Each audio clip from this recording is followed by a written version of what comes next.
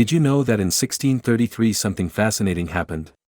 The Catholic Church, in an effort to discredit Galileo Galilei's heliocentric theory, selectively chose evidence against him to portray his ideas as heretical. This is an example of stacking the deck, manipulative tactic where only one side of an argument is presented, with the intent to persuade the audience by ignoring or downplaying opposing viewpoints. The term, stacking the deck, originates from card games, where cheaters would arrange a deck of cards in a specific order to ensure they would win. Similarly, in persuasive arguments, this tactic involves arranging information in a biased manner, often by cherry-picking facts, selectively omitting contrary evidence, or presenting a false narrative. Hey rational rebels! Welcome to the arena of reason, the very place we train our minds to spot cognitive pitfalls. This is Chris from Critical Conditioning, where we strive for cognitive precision and free our minds from that mental prison. Today, we're exploring stacking the deck, a fallacy where evidence that supports an argument is emphasized, while evidence that contradicts it is ignored.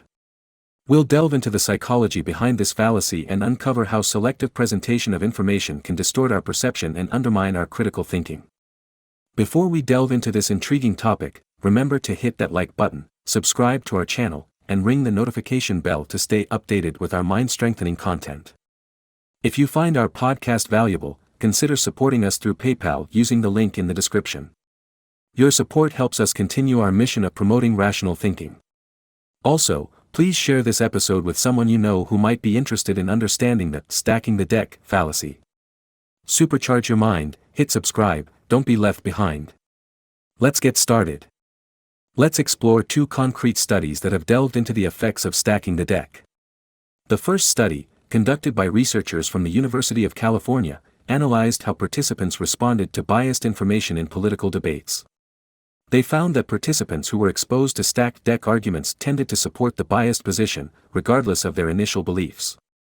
In another study published in the Journal of Experimental Social Psychology, researchers found that people who were presented with one-sided arguments in favor of a certain topic were more likely to be persuaded than those who were presented with both sides of the argument.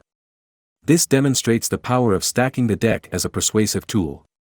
Now that you know what stacking the deck is, let's look at some real-world examples everyone knows of. 1. Tobacco companies downplayed the health risks of smoking for decades by cherry-picking research and ignoring evidence of the dangers of smoking. 2. Advertisements for weight loss products often highlight their success stories while omitting any mention of people who didn't achieve the desired results. 3. In political debates, candidates may focus only on their opponent's weaknesses while ignoring their own shortcomings. 4. News outlets with a specific bias might selectively report stories that align with their political or ideological views. 5. During the trial of the famous Scopes monkey trial in 1925, the prosecution stacked the deck against the teaching of evolution in schools by presenting only religious arguments. 6. Restaurants and online reviews often emphasize positive aspects of their food and service, while downplaying or ignoring negative aspects. Individual differences can play a significant role in determining who is most susceptible to falling for stacked deck arguments. Research suggests that people who are less educated, have lower cognitive abilities, or have less exposure to diverse viewpoints are extremely vulnerable to this persuasive tactic. To help you spot stacking the deck and avoid falling victim to it, here are some brief tips. 1. Be critical of the information presented to you. Ask yourself if it seems one-sided or if there's any evidence that has been left out. 2. Seek out alternative viewpoints to ensure you have a balanced understanding of the topic at hand. 3. Pay attention to the source of the information. Is the information presented objectively and does it show both the pros and cons? Or is it one-sided and only appears as if it is covering all viewpoints? Ensure that your information comes from multiple sources and provides a well-rounded perspective. Keep in mind that the more you learn about different logical fallacies, like stacking the deck, the better equipped you'll be to identify and debunk them in everyday conversations and situations. Now that you're more familiar with stacking the deck, let's review some additional real-world examples of this tactic being used in subtle or less obvious ways.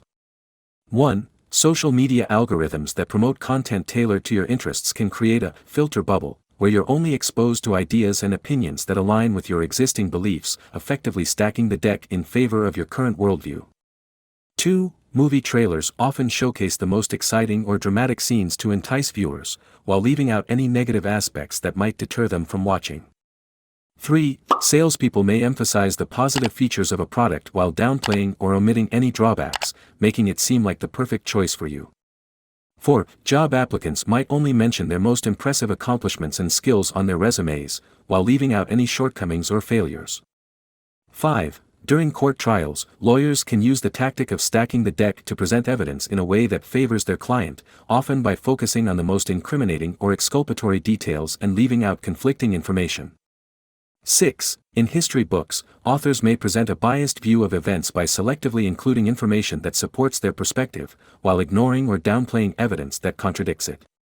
By becoming more aware of these subtle instances of stacking the deck, you can develop a keen eye for recognizing when information is being presented in a biased manner. It's important to remember that everyone, including you, may unintentionally stack the deck in their own arguments from time to time. Recognizing this tendency in ourselves and others is crucial for fostering open and honest dialogue and avoiding the pitfalls of biased reasoning. In summary, stacking the deck is a persuasive tactic that can be employed both blatantly and subtly to manipulate the way information is presented. So, rational rebels, what are your thoughts on this fallacy? Have you or someone you know experienced a similar situation? Share your perspective with the community and in the comments below. Your support is incredibly valuable to us. If you can, please consider making a donation through the PayPal link in the description. Every contribution helps us continue creating content that promotes critical thinking. Thank you for being a part of our mission.